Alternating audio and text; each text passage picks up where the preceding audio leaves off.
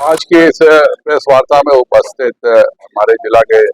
यशस्वी अध्यक्ष प्रभांशु जी, यहाँ उपस्थित अल्पसंख्यक मोर्चा के प्रदेश के अध्यक्ष तुफैल कादरी जी, यहाँ के सम्मानित मेयर अरुण जी, यहाँ उपस्थित देवेंद्र जी, डॉक्टर मृणाल जी, सभी साथीगण और मीडिया के बंधुओं, आप सबको ज्ञात होगा कि इस बजट सेशन के दरमियान एक भारत सरकार ने एक पूर्ण बहुमत के साथ वक्फ पर एक एक्ट कानून का संशोधन पास किया। हम लोग जनता में उसके बारे में बताने के लिए आज मुख्य उद्देश्य है कि जो अल्पसंख्यक समाज के साथ हम लोगों की वार्ता है उसको ही बताने में है। अगर केवल इस स्थान की बात करें जिस जिले में मैं मौजूद हूँ, इस जिले में 300 बीघा से ज्यादा दरभंगा और मधुबनी मिलाकर के वक्फ की संपत्ति है, लेकिन आप एक पूरे जिले में एक बेवा, एक यतीम, एक जरूरतमंद नहीं खोज पाइएगा जिसको किसी प्रकार का मदद मिला हो। यह पूरे वक्फ अमेंडमेंट का जो ये कानून है, यह लोगों की भलाई के लिए। एक छोटा सा उदाहरण मैं आपको समझाऊंगा कि दिल्ली में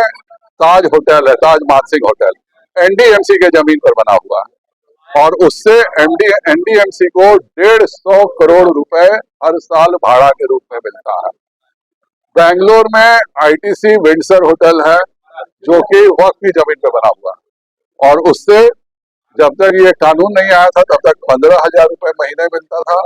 और कानून आने के बाद भी आज 50,000 रुपए महीना मिलता है। तो ये एक पूरा जो घोटाला चल रहा था कि जो जमीनें वक्फ की है उनको गैर कानूनी तरीके से बेचने का काम हो रहा था, उसके साथ नाजायज काम हो रहा था। यहाँ की बात हो, आप लोगों ने दरभंगा में भी सुना होगा, हर बार जब मुतवल्ली का चुनाव होता है तो गोलियां चलती हैं। उसका एक बहुत बड़ा हिस्सा अजमेर शरीफ दरगाह को जाना। अजमेर शरीफ के दरगाह के जो खानखा है नूरुद्दीन चिश्ती जी, उनसे हम लोग की बात हो रही थी। आज तक उनके यहाँ एक पैसा नहीं गया, जबकि वक्फ लिखा हुआ और ये डीड है,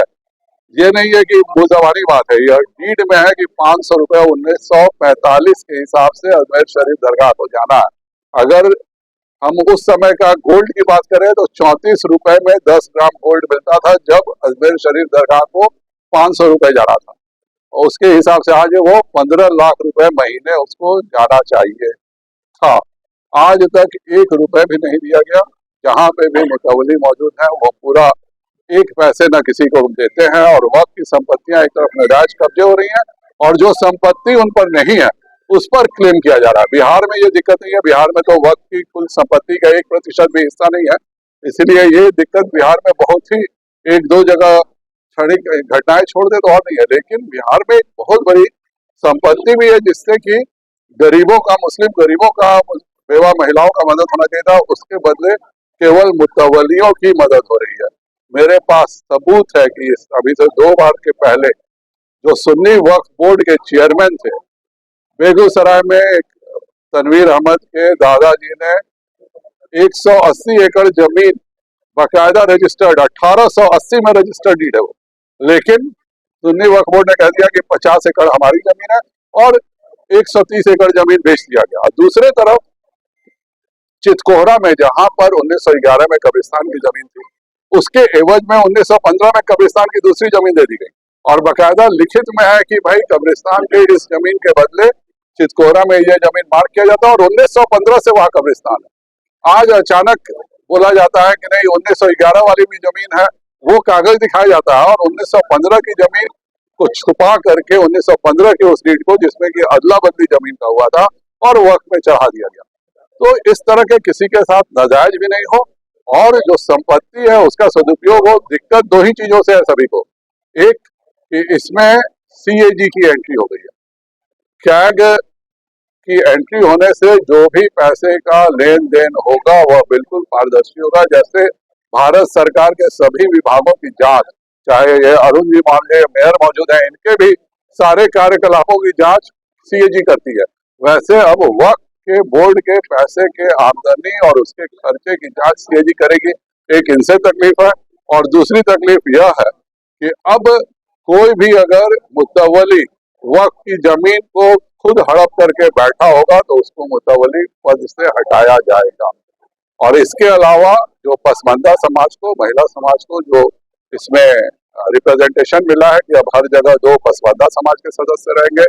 2 महिलाएं रहेंगी, ये सब कानून वक्फ के संशोधन के लिए। आज भी जो वक्फ की जमीनें हैं उस पर किसी का कोई अधिकार नहीं है, जो वक्फ की कमेटी है उसका ही अधिकार है। लेकिन पूरे देश में वक्फ के जो 14% जमीनें हैं जो मस्जिद है और आपके कब्रिस्तान है, दरगाह है, बाकी 86% कमर्शियल जमीनें हैं जिनके बारे में कोई जिक्र नहीं करता है। तो एक तरफ हम इसका अच्छा मैनेजमेंट भी करेंगे और दूसरे तरफ जो धारा 40 के नाम पर नाजायज हो रहा था कि जो जमीन पसंद आ जाए उसको कहिए कि हमारी, और एक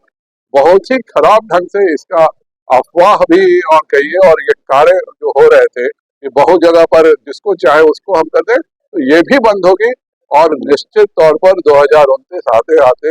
इन्हीं जमीनों से, जिनसे आज तक 1 रुपए किसी को नहीं मिला है, 10 से 15 हजार करोड़ की कमाई वक्त को होगी, जो गरीब बेवा महिलाओं के, यतीम बच्चों के और एजुकेशन इंस्टीट्यूशन के काम में आएगा।